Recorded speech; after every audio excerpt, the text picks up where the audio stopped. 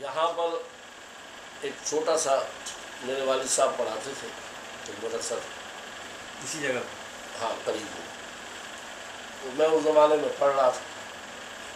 ایک صاحب نے ایک چھوٹی سی جگہ دی کہ آپ یہاں ادارہ بنا لیں. یہاں جانور کتے، ایک مسجد تھی اس میں کتے وتے بیٹھتے تھے، وہ مل مالک ہے تو تم دیتے تو انہوں نے آپ بنا لیں. چنانچہ میں نے اس کو تھوڑا سا مسجد بنا لی. کیا کتنے سال کو کیا؟ میں اس وقت میں تقریباً یہ بات ہے 1980 کی، اور میرے اس وقت عمر ہے 50 سال. 20 سال کے شروع کیا آہستہ آہستہ. پڑھائی وڑھائی کیا کی تھی اس وقت تک؟ عالم آخری سال میں تھا.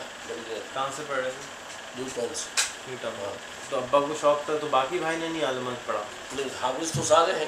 سارے حافظ؟ ہاں بھائی صاحب حافظ، لیکن عالم جو ہے وہ محنت بھی بہت تھی. اور اس زمانے میں جب عالم بنا تو ٹاپ کے لڑکوں میں تھا، یعنی پورے پاکستان کے اندر پہلے نمبر پر آنا نیو ٹاؤن میں پہلے نمبر پہ.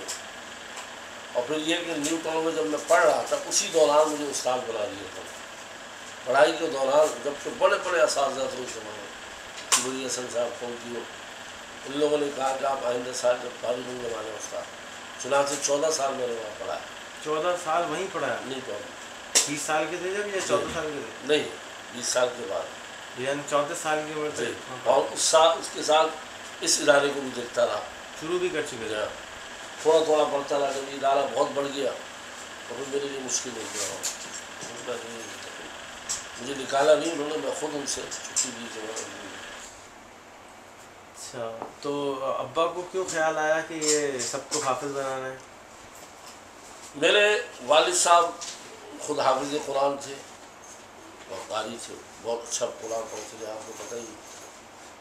میرے والد صاحب کے مصروف تو نہیں ہے آپ پھر؟ نہیں کوئی بات نہیں، سگے بھائی تھے. میرے والد صاحب دراصل مسلمان ہوئے تھے پارسی سے، اور میرے دادا نے اسلام قبول کیا تھا. پہلے والد صاحب اسلام؟ پہلے دادا نے اسلام قبول کیا. دادا نے اپنے بیٹوں کو کیا تو اس میں 2 بیٹوں نے اسلام قبول کیا، ایک بیٹے نے نہیں قبول کیا. وہ پارسی ہے، ان کا انتقال بھی پارسی میں. تو دادا کو کیسے ہدایت ملی؟ دادا کو ہدایت اس طرح ملی کہ دادا جو ہے پانی کے جہاز میں وہ تھے، کیا کہتے ہیں، کیپٹن. تو ایک سوڈانی تھا ان کے ماتھے، اس سوڈانی نے ان کو اسلام کی دعوت دی. وہ قبول کر لی انہوں نے فوراً. ہاں تھوڑے دن بعد. قبول کرنے کے بعد پھر وہ مکہ مکرمہ گئے، مدینے گئے، تو ان کو بہت زیادہ وہ ہوا. تو انہوں نے پھر ہندوستان آ کر، ہندوستان آنے کے بعد اپنے اولاد کو مسلمان کرنے کی کوشش کی. مسلمان نہیں ہوئے. پھر خاندان سارا مخالف ہو گیا، دشمن ہو گیا، یہاں تک کہ ان کو وہاں سے چھوڑ کر، سورت سے چھوڑ کر ان کو حیدرآباد دکن جانا پڑا. گجرات میں تھے سورت؟ گجرات میں. حیدرآباد دکن جانا پڑا اپنے بچوں کو لے کر. اور وہاں جا کر جو اسلام کی دعوت دی تو میری دادی نے پھر 5 سال بعد اسلام قبول کیا. اور میرے ایک تایا اور میرے والد صاحب بچے اس وقت میرے والد صاحب کی عمر 14-15 سال تھی. اسلام قبول کیا. تو اسلام قبول کرنے کے بعد میرے والد صاحب کو حفظ کرنے کے لیے حافظ ہونا شروع ہو گئے.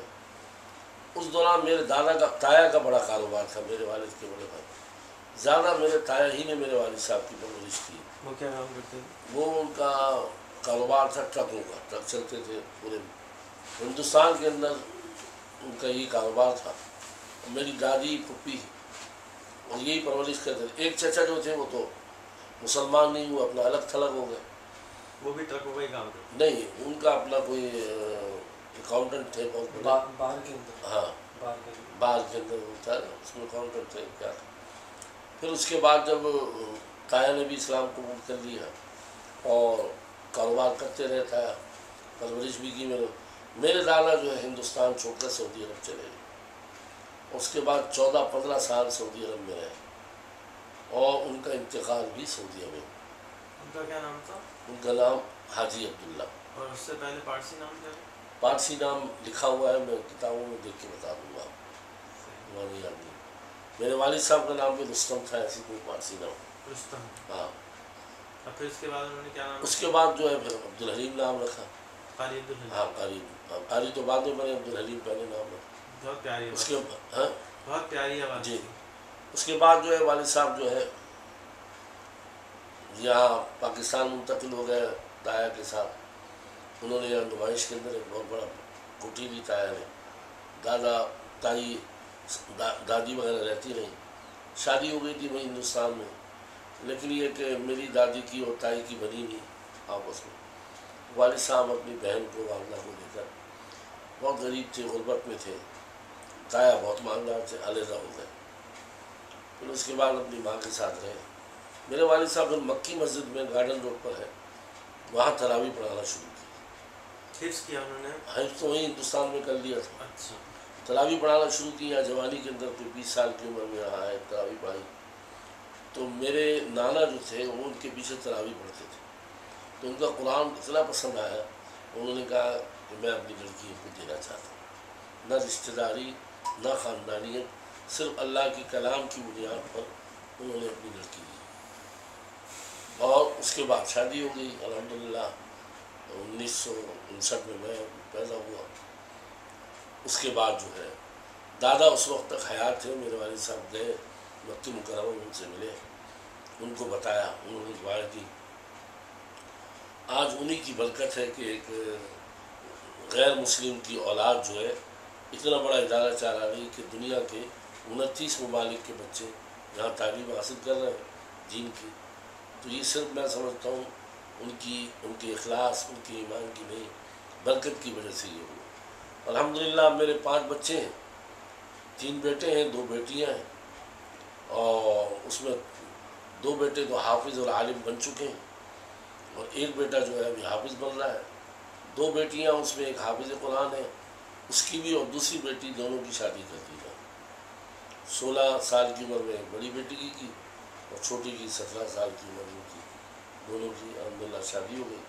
بڑا بیٹا ہے نعمان، ان کی بھی شادی ہو چکی، اور ان کی شادی جو ہے ایک امریکن لڑکی جو وہیں پیدا ہوئی تھی یہاں اس نے حفظ کیا، عالمہ بنی.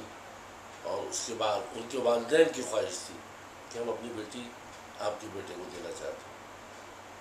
پھر ہم نے اپنے شرائط کے مطابق کہ بھائی یہیں رہنا ہوگا، امریکہ نہیں جانا ہوگا کیونکہ ہم یہاں کام کر رہے ہیں دین کا. تو اس بنیاد پر جو ہے وہ لڑکی تیار ہو گئی. الحمدللہ وہ ہمارے گھر میں رہ رہی ہے، ساتھ ہی رہنا ہے.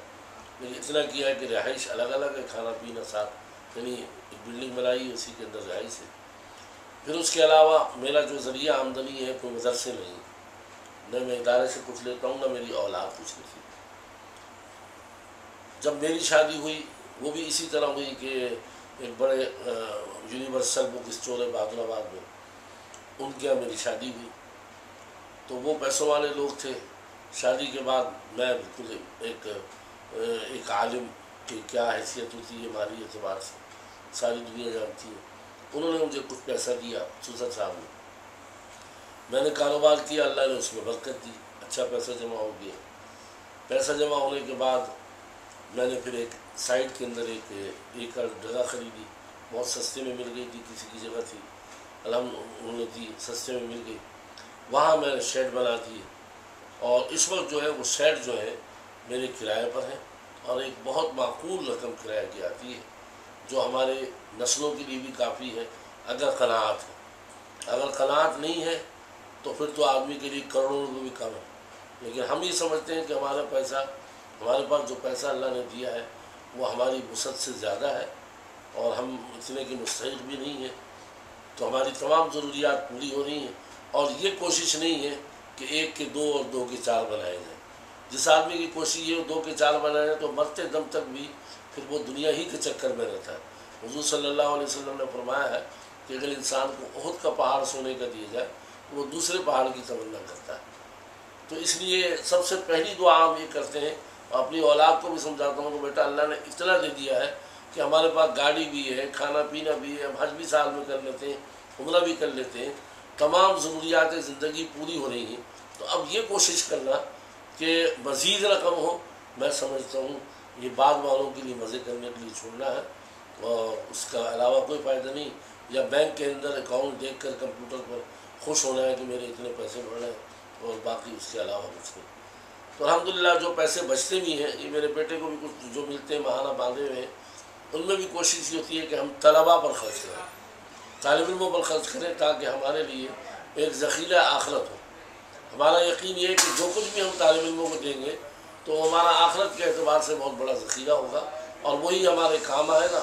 حضور صلی اللہ علیہ وسلم نے فرمایا ہے، انسان کا مال وہ ہے جو کھا لیا، پہن لیا، اور جو اللہ کے راستے میں دے دیا، باقی مال دوسروں کو۔ اب میں چونکہ اس سائٹ ایریا میں بیٹھا ہوا ہوں، جہاں تمام پاکستان کی سب سے بڑا صنعتی علاقہ ہے، اور یہاں کے حالات دیکھنے کے بعد دنیا سے اور نفرت ہو گئی بجائے محبت ہونے۔ چار فیکٹریاں ہیں، بھائیوں کی لڑائیاں ہیں، باپ کو مار رہے ہیں، ماں کو مار رہے ہیں۔ تو ایسی دنیا پر کیا فائدہ کہ آپس میں دو روٹی ایک روٹی کھانا بھی خود سکون سے نصیب نہ ہو۔ کورٹوں میں کیس لگے ہوئے ہیں، یہاں ایک شمسی مل ہے، جو کروڑ پتی لوگ ہیں اور یہ دہلی والے ہیں، اور اس وقت صورتحال کئی کروڑ روپے کا کپڑا ان کا بھائیوں کی لڑائی کی وجہ سے ضائع ہو گیا، مشینیں 10 سال سے بند پڑی ہوئی ہیں، کورٹوں میں جھگڑے چل رہے ہیں، اور یہ پورے مل ایریا کے اندر تمام کا یہی معاملہ ہے۔ تو اس لیے یہ غلط ہے۔ اور دوسری بات یہ ہے، سائڈ ایریا میں رہنے سے ایک بات یہ بھی نوٹ کی کہ آدمی اپنی زندگی میں ہی اپنے اولاد کو دے جائے جس کو جتنا دینا ہے، بات کے لیے کرتا ہے تو اس کے اندر بھی جھگڑے اور یہ چیزیں پیدا ہوتی ہیں۔ الحمدللہ اس کے بعد یہ ادارہ بڑھ گیا، اب جامعہ بنوریہ عالمیہ بن گیا، اور یہ اب اس وقت انٹرنیشنل دنیا کی بڑی یونیورسٹی کہلاتی ہے۔ اس میں دنیا کی تعلیم بھی ہے، میٹرک بنوریہ کالج بھی منظور ہے۔ یہ دیکھیں، آپ کو IT ڈپارٹ دکھائیں، یہ دیکھیں طلباء کمپیوٹر سیکھ رہے ہیں۔ ایک زمانہ تھا آپ سے بھی ہم درخواست کرتے تھے کمپیوٹر کی، لیکن اللہ تعالیٰ نے دے دی، ابھی بھی کم ہے۔ ابھی ہمارے پاس 50-60 کمپیوٹر ہیں اور سیکھنے والے 4000 لڑکے، لیکن چونکہ ہمیں حکومت سے کچھ نہیں لینا، ہم سارا کچھ جو ہے اپنے وسائل اپنے ذرائع سے کرتے ہیں، تو جتنا ہوتا رہتا ہے۔ ابھی لڑکوں کو ہم انگریزی بھی سکھا رہے ہیں، کمپیوٹر بھی سکھا رہے ہیں، تمام چیزیں ان کو سکھا رہے ہیں، ساتھ ہی میں دین کی تعلیم دے رہے ہیں۔ جیسا کہ آپ نے دیکھا کہ یہ طلباء